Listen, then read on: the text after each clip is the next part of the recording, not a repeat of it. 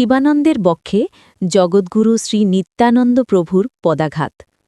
দাপর যুগে শ্রীকৃষ্ণ লীলায় যিনি বীরাদূতী ছিলেন, তিনিই কলিযুগে শ্রী গৌর লীলায় শ্রীল শিবানন্দ সেন রূপে পরিচিত। শ্রীল শিবানন্দ সেন শ্রীমন মহাপ্রভুর অন্তরঙ্গ ভৃত্য ছিলেন। প্রতি বছর মহাপ্রভুর ভক্তগণকে সঙ্গে লইয়া নীলাচলে যাইতেন। তিনি তাহার পরিকর পুত্র ভৃত্য যথা সর্বস্ব শ্রী গৌরহরির ও তাহার ভক্তগণের চরণে সমর্পণ করিয়াছিলেন। উড়িষ্যার গ্রামের পথ সম্বন্ধে শিবানন্দ সেন ভালোই জানিতেন। একদা তিনি সবাইকে ঘাটে পার করাইয়া ঘাটের পারের খরচ দেবার জন্য নিজে ঘাটে রহিয়া গেলেন। ভক্তগণ পথে এগিয়ে গিয়ে একটি গাছতলায় বসিলেন। ভক্তগণের পথ চলায় পরিশ্রান্ত ও ক্ষুধায় কষ্ট পাইতেছিল। শ্রী নিত্যানন্দ প্রভু ক্রোধ করিয়া শিবানন্দকে গালি ও অভিশাপ দিয়া বলিলেন, কোথায় শিবা? ক্ষুধার জ্বালায় সবার প্রাণ যায়, শিবার পুত্রগণ মরিয়া যাক। যথাসময়ে শিবানন্দ আসিলে তাহার স্ত্রী কাঁদিতে কাঁদিতে বলিলেন, তুমি এখনও পর্যন্ত ভক্তগণের প্রসাদের ব্যবস্থা করো নাই, তাই গোসাই রেগে বলিলেন তোমার পুত্রগণ মরুক, এইরূপ অভিশাপ দিলেন।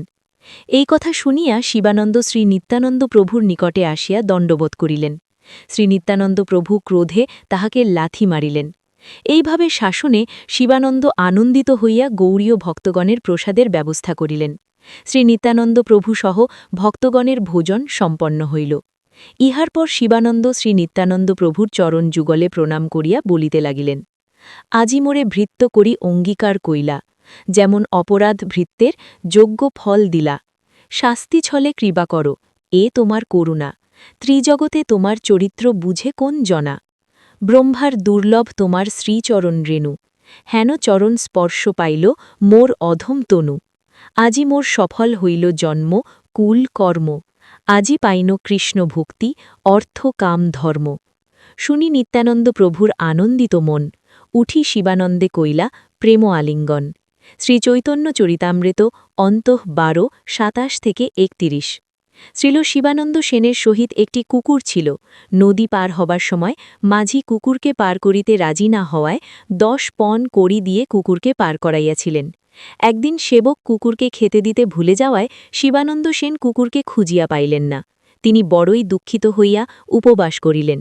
সবাই উৎকণ্ঠিত হইয়া পুরীতে আসিলেন এবং মহাপ্রভুর সহিত মিলিত হইলেন। তারপর জগন্নাথ দেবকে দর্শন করিয়া সবাই প্রসাদ পাইলেন এবং নিজ নিজ বাসস্থানে গমন করিলেন। পরদিন ভক্তগণ মহাপ্রভুর নিকটে আসিয়া দেখিল সবে সেই তো কুকুরে। প্রভু পাশে বসিয়াছে কিছু অল্প দূরে। প্রসাদ নারকেল শস্য দেন ফেলাইয়া, রাম কৃষ্ণ হরি কহ বলেন হাসিয়া।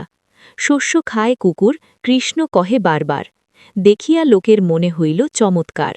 শিবানন্দ কুকুর দেখি দণ্ডবৎ কইলা, দৈন করি নিজ অপরাধ ক্ষমাইলা। আরও দিন কেহ তার দেখা না পাইলা, সিদ্ধ দেহে পাইয়া কুকুর বৈকুণ্ঠেতে গেলা। চৈতন্য চরিতামৃত অন্তঃ 8-32। শ্রীমন মহাপ্রভুর কৃপায় কুকুরটি সিদ্ধ দেহ লাভ করিয়া বৈকুণ্ঠে গমন করিল। শ্রীল শিবানন্দের ছোট পুত্র শ্রী পুরীদাসকে শ্রীমন মহাপ্রভু অশেষ কৃপা করিয়াছেন। পত্নী ও পুত্রকে লইয়া শিবানন্দ সেন পুরীধামে শ্রীমন মহাপ্রভুর নিকটে আসিলে মহাপ্রভু পুরীদাসকে কৃষ্ণ কহ এইরূপ বারবার বলাতে চাহিলেন, কিন্তু পুরীদাস কৃষ্ণ নাম উচ্চারণ করিলেন না। মহাপ্রভু জগতের সবাইকে কৃষ্ণ নাম সংকীর্তন করাইলেন, কিন্তু পুরীদাসকে কৃষ্ণ নাম করাইতে পারিলেন না। ইহা শুনিয়া শ্রীল স্বরূপ দামোদর বলিলেন, পুরীদাস মনে মনে জপ করিতেছিল। সমুদ্রে মানুষ পড়িয়া গেলে বাঁচিবার জন্য যেরূপ চিৎকার করেন, তদ্রূপ এই সংসার সমুদ্রে পতিত অত্যন্ত দুঃখিত ব্যক্তি বাঁচিবার বা সুখ লাভ করিতে ইচ্ছা করিলে অবশ্যই নিত্য আনন্দ যাহার মধ্যে শ্রী নিত্যানন্দের চরণ আশ্রয় করা ব্যতীত অন্য কোনো পথ নেই। কমেন্টে একবার লিখুন জয় নিতাই। হরে কৃষ্ণ। ভিডিওটি ভালো লাগলে লাইক করুন, শেয়ার করুন, সাবস্ক্রাইব করুন, কমেন্ট করে মতামত লিখুন।